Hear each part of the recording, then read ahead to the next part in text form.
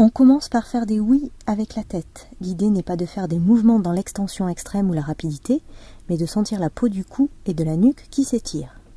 On fait la même chose en penchant la tête sur les côtés.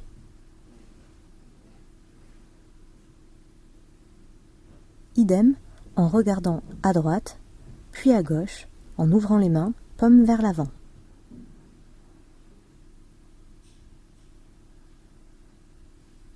Maintenant que la nuque et le cou sont déliés, nous allons nous attaquer aux épaules en les faisant simplement rouler en arrière, puis en avant. Là encore, ce n'est pas la rapidité qui compte, mais l'amplitude contrôlée du mouvement. On fléchit maintenant les genoux, bras en arrière, comme un plongeur, puis tout en se redressant, on ramène les bras vers l'avant et on les ouvre en grand. On travaille ici la rotation des épaules en ouverture et fermeture.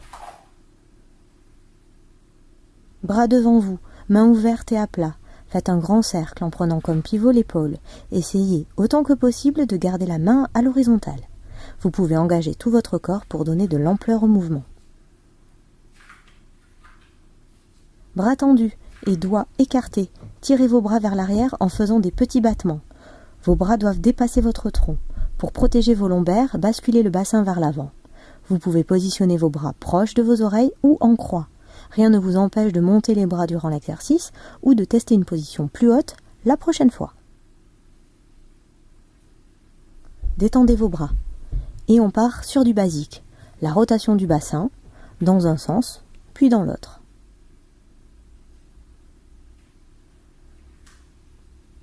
Dans la foulée, on fait la même chose avec les genoux.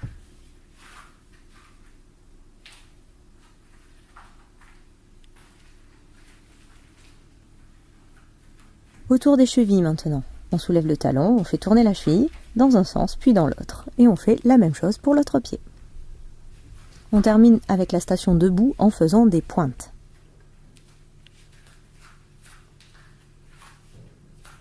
On passe au sol en se mettant à genoux, orteils retournés, les bras sur les côtés, on ouvre et ferme les mains en tirant sur les doigts.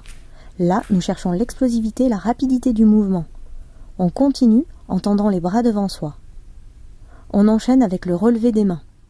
Bien ouvertes, doigts et bras bien tendus, ça va faire bosser les muscles de l'avant-bras. Vous pouvez désynchroniser les mains, jouer sur la rapidité ou la lenteur du relevé. Vous sentez que ça tire ? Passons à quatre pattes pour chauffer les poignets, mains devant vous, alternez différentes positions, devant, derrière, droite, gauche, dans l'ordre que vous voulez.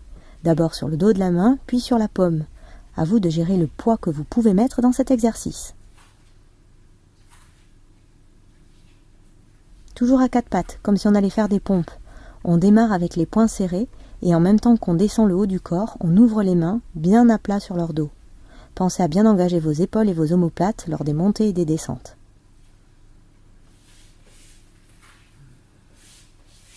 On s'assoit, en tailleur ou en collant les pieds devant soi. On bascule lentement d'un côté puis de l'autre pour mobiliser l'ouverture des hanches et des cuisses.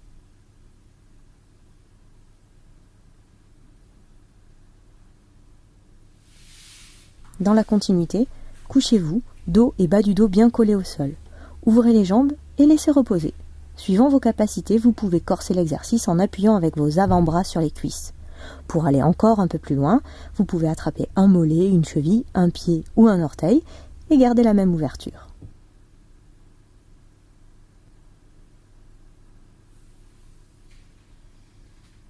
Étirez-vous, jambes tendues et bras tendus derrière la tête. Sentez tout votre corps, ventre, côte et bassin inclus qui reprennent de l'espace. On revient en position assise. Jambes tendues devant soi. On ramène avec l'aide de ses mains le genou droit par-dessus la jambe gauche. On plante le creux du coude gauche sur le genou et on pivote vers la droite.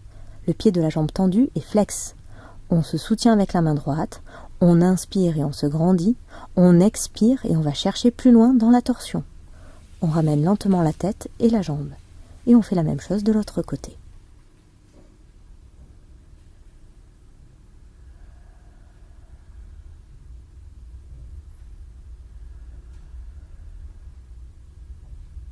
On s'attaque maintenant au dos creux dos rond, à quatre pattes. On commence sur une inspiration, le dos creux. On lève la tête et le regard au plafond. Les omoplates se rapprochent, le ventre et le dos pendent comme un hamac. Le bassin s'incline vers la tête. Le dos rond se fait dans l'expiration. On arrondit donc le dos en éloignant les omoplates, regard et tête vers le nombril. Le bassin bascule vers l'avant.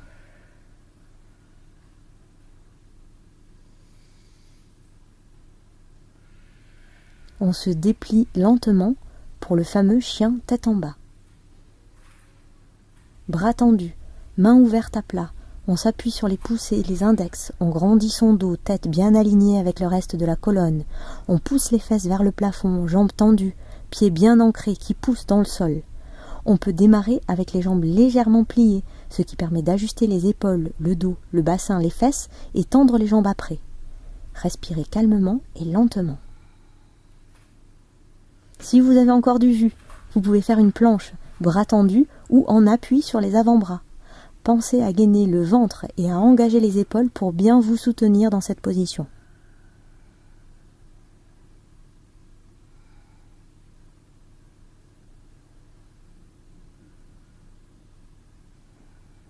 Pour terminer, on fait un yogi squat pour celles et ceux qui peuvent le faire. Pieds ouverts et plus écartés que le bassin, gardez les talons au sol, pliez les jambes et descendez les fesses le plus bas possible en gardant le dos droit.